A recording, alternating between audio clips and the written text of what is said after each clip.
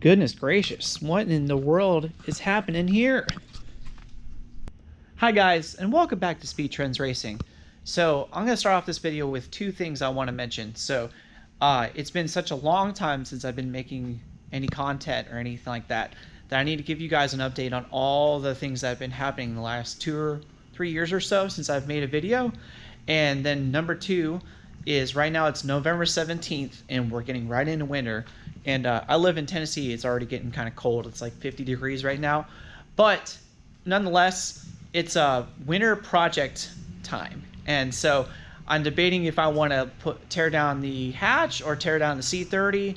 You know, so let's go and figure that out by giving you an update on the hatch.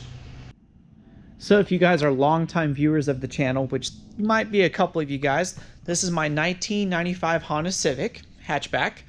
I had bought it about 7 or 8 years ago for $1,500, and it was bone stock like suspension and just some goofy like 17-inch wheels, but it had an H22 swap. And this is my this car has definitely seen better days. But over time, I've put, you know, just a little bit of money into it. So like it has a different trans. It's an H22. It's naturally aspirated. It's got a 1320 hood exit now. And I've done a lot of the wiring and stuff. And man, I just wish it was like more put together because, you know, right now it's, like I said, just seeing better days. I've done some intake porting on my stock manifold. It has got a stock throttle body still, but it used to have a velocity stack out the headlight. And I just, you know, got your simple suspension modifications, which is, you know, coilovers and new bushings and stuff. So it has function and form type 1s and energy suspension bushings, top lowers in the rear of the lower control arms in the back. And I'm running a 225 50-15 tire. It's a Toyo Prius, I believe it's pronounced, on a Rota slipstream rim.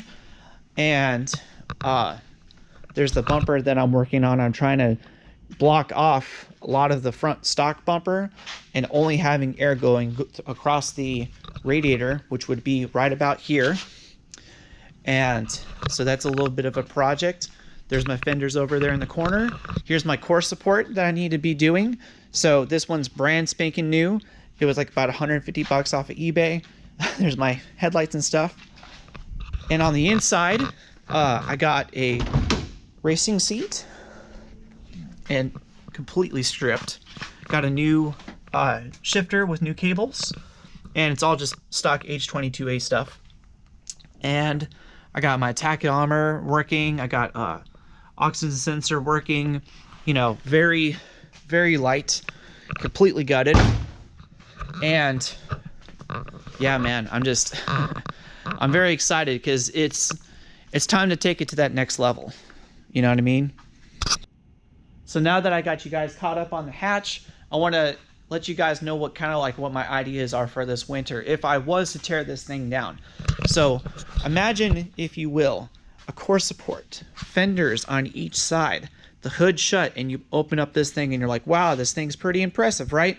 Well, every project car needs a little bit of work. So this thing, after I get a core support welded in by my buddy Kyle, this thing will be completely straight and very safe.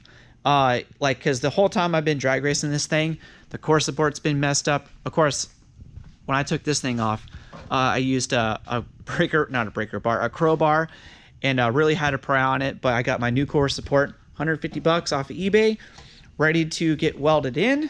But that's another video for another time. But here's my idea. Right now, I have an H22. I have an M2 S4 transmission out of a 92 to 95 Honda Prelude SI.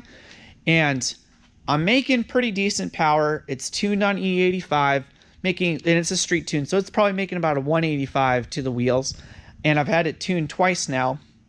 But my transmission, I got it for 50 bucks, and I got it from my buddy Kyle.